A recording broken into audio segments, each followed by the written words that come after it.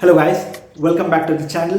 तो ये वीडियो एक स्पीडोमीटर के बारे में है जो मैं अपनी बाइसिकल पे इंस्टॉल करूंगा। मैं आपको दिखाऊंगा कि इंस्टॉलेशन कैसे किया जाता है और इसका वर्किंग प्रिंसिपल कैसे है, और जो डिजिटल स्पीडोमीटर्स आते हैं मैं उनके बारे में भी इस वीडियो में आप सबसे बात करूंगा। तो चलिए इस वीडियो को शुरू करते हैं। तो वीडियो को आगे बढ़ाने से पहले मैं बता दूं, ये वो स्पीडोमीटर है जो मैं इस्तेमाल करने वाला हूँ। इसकी मैक्सिमम स्पीड लिमिट जो है वो 60 किलोमीटर पर आवर है। ये पुरानी TVS 50 की जो लूना आती थी उसका स्पीडोमीटर है। बड़ी मुश्किल से मुझे मिला, नया मिल नहीं रहा था, तो एक स्पीडोमीटर के शॉप पे मैंने ये पुराना वाला लिया है। ये वाला स्पीडोमीटर मैंने इसलिए सेलेक्ट किया है क्योंकि इसकी जो मैक्सिमम लिमिट है वो 60 है और बाइसाइकिल इतना फास्ट जाती नहीं है। तो अगर आप कोई दूसरा स्पीडोमीटर लेते हैं जो बहुत फास्ट लिमिट है उसमें, तो ज़्यादा नीडल जो है घूमेगी नहीं, तो वो फिक्स करके कोई फ़ायदा भी नहीं है और वो बहुत बड़े साइज़ का आता है। बाइसाइकिल के लिए ये वाला साइज़ का स्पीडोमीटर बहुत सही रहता है। अब रीज़न भी बता दूं कि मैंने क्यों ये एनालॉग स्पीडोमीटर चूज़ किया है। जबकि आजकल के ज़माने में बहुत सारे डिजिटल स्पीडोमीटर्स भी आते हैं जो 350-400 रुपये में मिल जाते हैं और बहुत कन्वीनियंट है इंस्टॉलेशन के लिए भी। उसमें बहुत सारे डिसएडवांटेजेस भी हैं गाइस। स्पीडोमीटर जो है कुछ रिचार्जेबल आते हैं, कुछ आते हैं जिसमें छोटे से गोल जो है सेल्स इस्तेमाल होते हैं, और उसका वर्किंग फंक्शन भी ऐसा होता है कि उसमें एक मैग्नेट आता है जो साइकिल के रिम के पास बैठता है, और जैसे जैसे वो घूमता है वो सेंसर की मदद से डिजिटल स्पीडोमीटर तक अब वो स्पीड जो है वो पहुंचाता रहता है। मान लीजिए कभी आपकी जो है वो सेल डेड होगी तो आपको बार बार वो सेल को रिप्लेस करते रहना पड़ेगा या निकाल के उसको रिचार्ज करते रहना पड़ेगा। या अगर मान लीजिए कि वो सेंसर या मैग्नेट कभी ख़राब हो जाए तो आपको वो अलग से कंपोनेंट मिलता नहीं है, तो आपको पूरा जो है 350-400 रुपये का पूरा किट फिर से ख़रीदना पड़ेगा, जो कन्वीनियंट नहीं है। ये स्पीडोमीटर है, यहाँ पे एक स्पीडोमीटर का जो केबल है वो यहाँ से जाता है और नीचे व्हील के पास जो है एक वर्म फिट होता है, वर्म बोलते हैं उसको, वर्म बहुत लोग अलग अलग बोलते हैं। तो नीचे जो है एक वर्म फिट होता है जो घूमता है, तो फिर ये केबल इसको रोटेट करती है और ये मीटर जो है फिर उस प्रिंसिपल के थ्रू फंक्शन करता है। तो इसलिए मैंने ये वाला स्पीडोमीटर जो इस्तेमाल करने का सोचा है। कैसे मैं इसको फिक्स करूँगा और इनिशियल क्या क्या एक्सेसरीज़ और टूल किट चाहिए, सबसे पहले हम वो देखते हैं, फिर उसके बाद हम शुरू करते हैं इंस्टॉलेशन।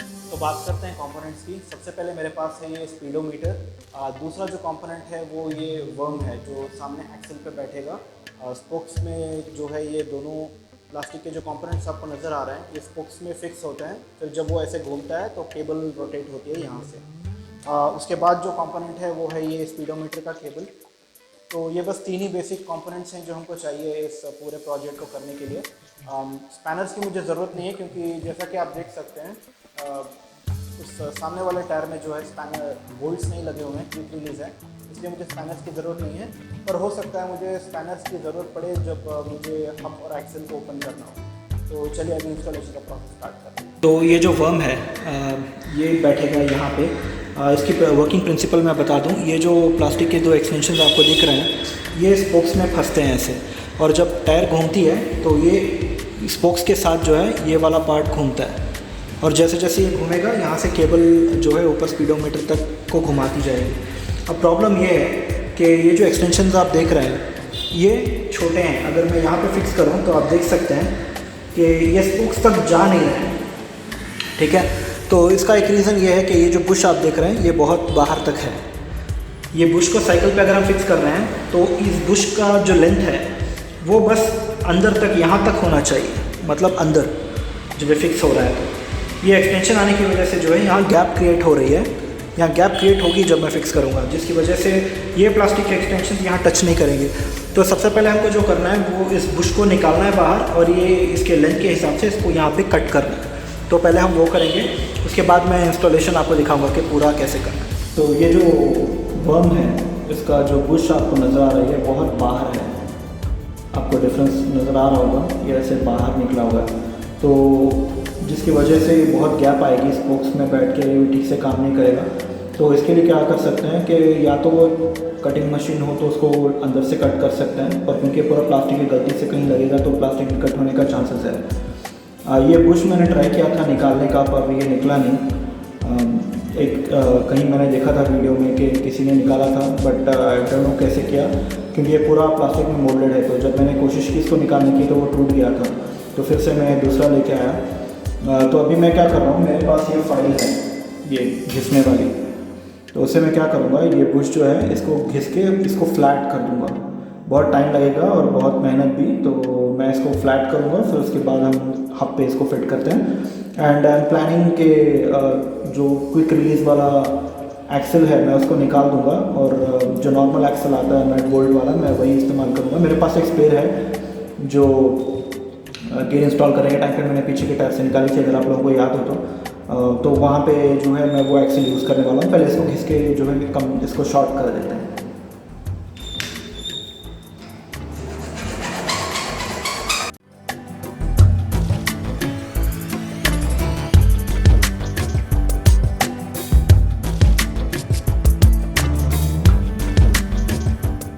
वैसे आप किसी फैब्रिकेशन वाले के पास जाके भी ये करवा सकते हैं, बट आई डाउट कि कोई इतने छोटे काम के लिए अभी जो है कटिंग मशीन से इसको कट करेगा, और रिस्क भी है कि ये प्लास्टिक जो है ये थोड़ा कुछ डैमेज हो जाए, तो वो मैं नहीं चाहता, इसलिए मैं फाइल से कर रहा हूँ। आप अपनी कन्वीनियंट के हिसाब से कैसे भी करवा सकते हैं।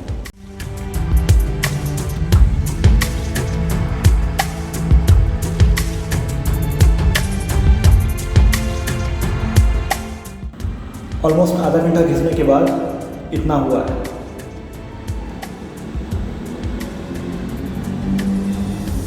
ये और बहुत सारा बाकी है, इसको करते हैं जल्दी।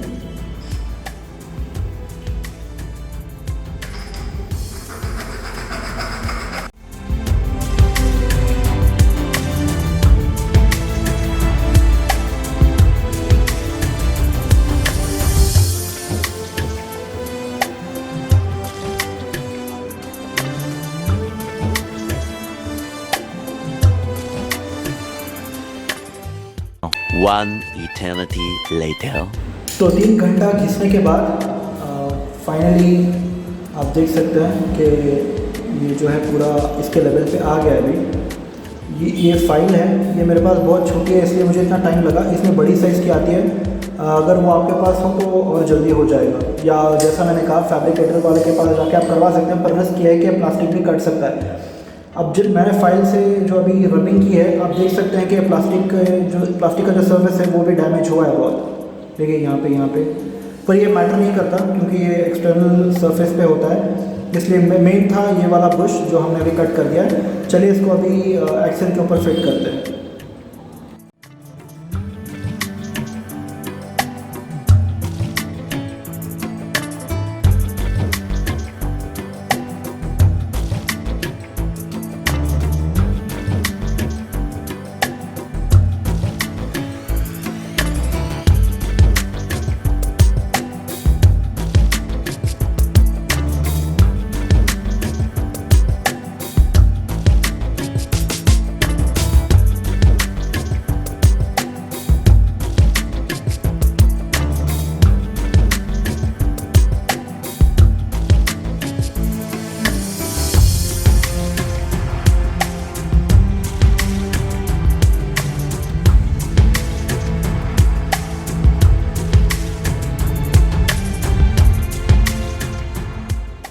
और गाइस तो हब को ओपन करने के बाद ये मैंने जो है हब ओपन करके एक्सेल को निकाल दिया है।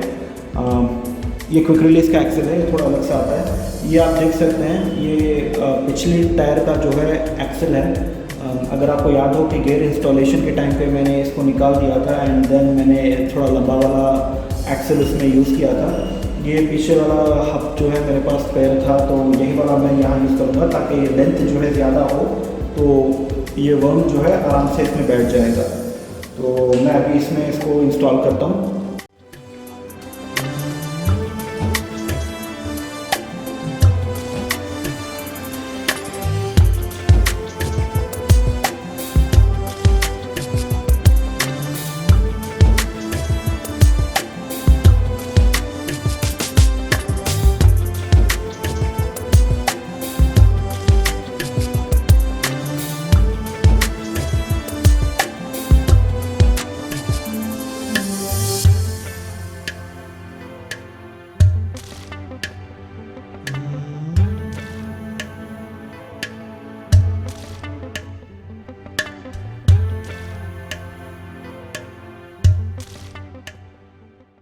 जैसा कि आप देख सकते हैं, एक स्टेप जो है मैंने इस इंस्टॉलेशन का ख़त्म किया है अभी।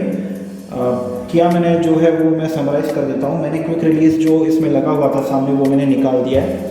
क्विक रिलीज़ के साथ भी आप कर सकते हैं, बस आपको शॉप से लंबा वाला क्विक रिलीज़ लेना पड़ेगा, इससे लंबा वाला, जिससे जो है ये भी फिक्स हो सके।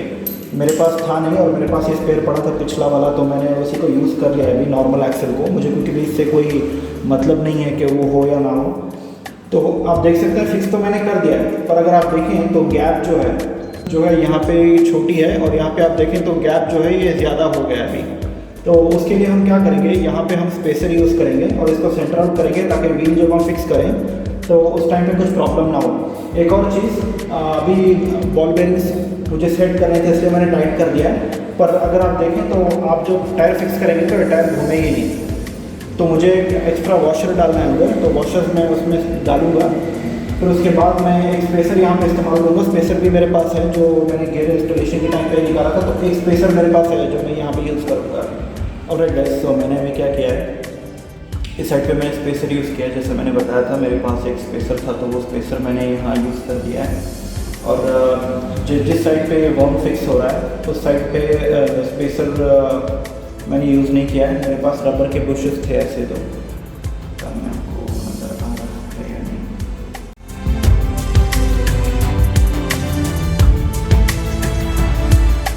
और इस साइड पे मैंने रबर के ऐसे 2 बुशेस यूज़ किए हैं, आप देख सकते हैं। एक साइड पे ये फ्लैट है और दूसरे साइड पे ये थोड़ा बल्ज्ड है। तो मैंने अंदर एक इस्तेमाल किया है, यहाँ पे आप देख सकते हैं। जहाँ पे बॉल बेरिंग्स आते हैं मैंने वहाँ पे एक इसको रिवर्स करके यूज़ किया है। उसके बाद ये वाला कंपोनेंट फिक्स होगा, जो वर्म है ये फिक्स होगा। इसके ऊपर फिर से ये रबर वाला कंपोनेंट यहाँ पे मैं फिक्स कर रहा हूँ। अब होगा ये कि यहाँ से मैंने इस स्पेसर को टाइट कर दिया, बॉल बेरिंग जिससे टाइट हो चुकी हैं। इस साइड पे ये अब टायर जो है सीधे फ्रेम के ऊपर फिक्स होगी। उसके बाद उसके जो फाइनल बोल्ट्स हैं, ये वाले जो फाइनल बोल्ट्स हैं वो दोनों 2 साइड पे बैठेंगे और ये फ्रेम पे इसको जकड़ लेंगे। तो ऐसे ही आपको एक इलस्ट्रेशन बता दूँ। तो अभी ये फाइनल सेटअप है। ये वाला जो गैप आप देख रहे हैं यहाँ पे और यहाँ पे अभी फ्रेम बैठेगा। उसके बाद मैं इन दोनों बोल्ट्स को दोनों साइड से टाइट कर दूँगा।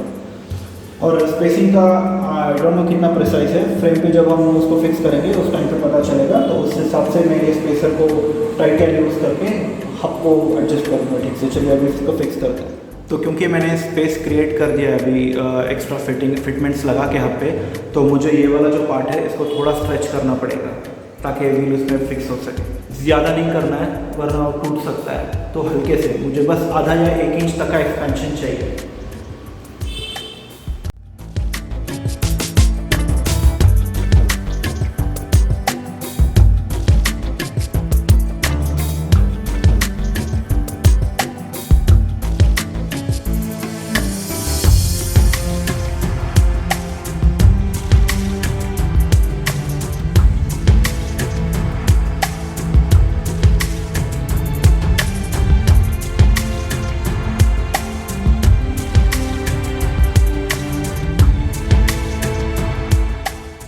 ऑलराइट गाइस, तो जो पिछला सीन आपने देखा है उसके बाद से अब तक 1 हफ्ते से ज़्यादा का वक्त गुजर चुका है।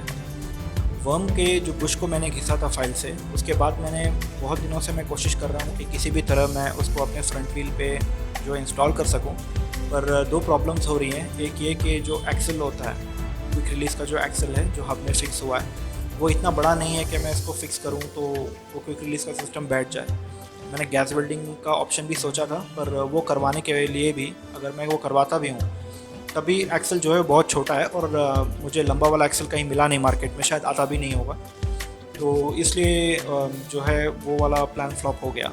दूसरी चीज़ मैंने ये की थी कि जो एक्सल है पिछला वाला, तो मैंने उसको मतलब इंस्टॉल करके भी ट्राई किया, तो हुआ ये कि अंदर जो हब का थिकनेस है वो बहुत ज़्यादा है और ये रॉड जो है एक्सल की वो शेक हो रही थी, जिसकी वजह से वो ठीक से हो नहीं पाएगा। तो दोनों चीज़ें फ्लॉप हो गई। फिर उसके बाद मैंने बहुत कोशिश की कि किसी भी तरह मैं सामने की व्हील पे उसको फिक्स कर सकूं, पर वो हो नहीं पा रहा है। सामने का जो फ्रेम है वो भी एक्सपैंड नहीं हो रहा है, वो बहुत रिजिड है। मैं ज़्यादा उस पर फोर्स नहीं लगाना चाहता, टूट ना जाए कहीं। तो बहुत सोचने के बाद मुझे एक कॉन्सेप्ट याद आया। ये कॉन्सेप्ट ऐसा है कि ये जो वर्म है, ये जो फ्रंट व्हील पे बैठने वाला था, इसको मैं अब पीछे की व्हील पे फिक्स करूँगा।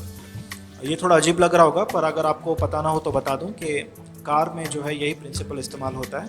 कार में जो है स्पीडोमीटर पीछे लगा हुआ होता है। मतलब ये स्पीडोमीटर का जो वर्म होता है, ये डिवाइस पीछे के टायर पे लगता है और ये घूमता है, तो आपको सामने मीटर पे जो भी स्पीड या ओडोमीटर का रीडिंग जो है वो दिखाई देता है। पीछे फिक्स करने के लिए मैं याद दिला दूं आपको कि मैंने पीछे 7 स्पीड का फ्री व्हील लगाया था एक साइड पे, तो दूसरी साइड पे जो गैप क्रिएट हो रही थी उसके लिए मैंने स्पेसर्स लगा दिए थे। मैं क्या करूँगा कि वो स्पेसर्स को निकाल के अभी ये डिवाइस वहाँ पर फिक्स कर दूँगा। इससे एक और चीज़ भी होगी कि ये ऐसा एज यूजुअल उसको जैसे फिक्स करते हैं ऐसा मैं फिक्स करूँगा तो वो घूमेगा नहीं, क्योंकि पीछे फिक्स करने पे ये जो वर्म है, ये जो दोनों हैं प्लास्टिक के प्रोट्रूजन्स, ये उल्टा घूमेंगे। उल्टा घूमने से आपका स्पीडोमीटर जो है वो ठीक से काम नहीं करेगा। उसके लिए मैं अभी क्या करूँगा कि इसको मैं उल्टा बिठाऊँगा, मतलब ये वाला पार्ट जो है ये स्पोक्स के पास आता है और ये वाला पार्ट जो है बाहर फ्रेम के पास आएगा। ये जो है नॉर्मल फिटमेंट होता है। मैं क्या करूँगा, इसको उल्टा कर दूँगा, ठीक है। जैसे ये वाला पार्ट अब अंदर आएगा स्पोक्स पे और ये वाला पार्ट आएगा बाहर, जिससे कि जब ये घूमेगा तो मैकेनिज़्म जो है वो सही काम करेगा। मैं बस रिवर्स कर रहा हूँ इसको, और उसको करने के लिए मुझे अभी यहाँ जो है होल डालने पड़ेंगे, और यहाँ पे प्लास्टिक के 2 प्रोट्रूजन्स निकालने पड़ेंगे जो स्पोक्स के अंदर बैठते हैं। तो वही सब करते हैं अभी। वो करने के लिए मेरे पास जो है एक सोल्डरिंग गन है। आपने मेरा इलेक्ट्रॉनिक्स वीडियो देखा होगा तो उसमें था मेरे पास, तो वो इसलिए यूज़ कर रहा हूँ ताकि वो हीट हो जाए तो आराम से जो है इस प्लास्टिक पे मैं होल डाल सकता हूँ। मैं पूरा करके दिखाऊंगा आपको कैसे कर रहा हूँ वो भी, क्योंकि हार्ड प्लास्टिक है तो सोल्डरिंग मशीन से ही वो ठीक से मेल्ट हो पाएगा। तो चलिए अभी इसी को करते हैं और ये मैं पीछे के टायर पे फिक्स करूँगा और I hope it will be successful.